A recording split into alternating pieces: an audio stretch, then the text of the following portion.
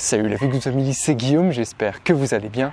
Et aujourd'hui, dans cette vidéo, je voulais vous dire combien il était important que vous bougiez dans votre quotidien.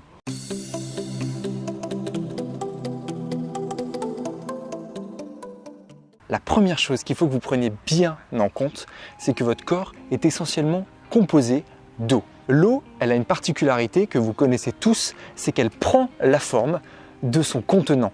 Et la deuxième chose qu'il faut que vous ayez bien en tête, c'est que votre corps est un organisme totalement adaptatif. Et donc, ces deux composantes vont faire que si vous ne bougez pas, eh bien l'eau, en fait, ce qui vous compose, va rester statique. Et vous allez donc vous figer, votre corps va apprendre à se figer.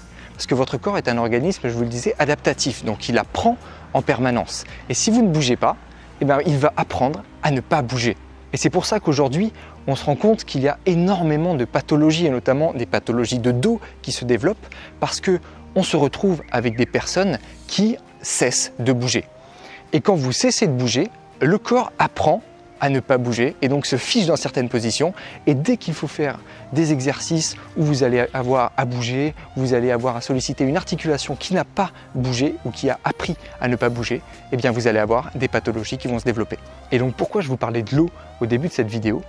Eh bien c'est tout simplement parce qu'elle va représenter cette adaptabilité de votre corps. Et c'est pour ça que dans le flow, ma philosophie, l'eau est au centre de tout.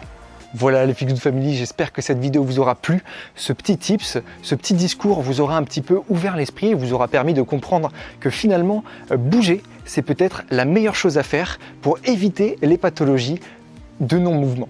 Et donc, si vous voulez éviter tout ce qui est blocage et lorsque on vous dit de ne pas bouger, surtout parce que vous êtes blessé, eh bien, peut-être qu'il faudrait faire l'inverse ou du moins reconsidérer la question et pouvoir vous remettre en mouvement pour débloquer ce que vous avez bloqué ou alors tout simplement permettre à votre corps de réapprendre à bouger.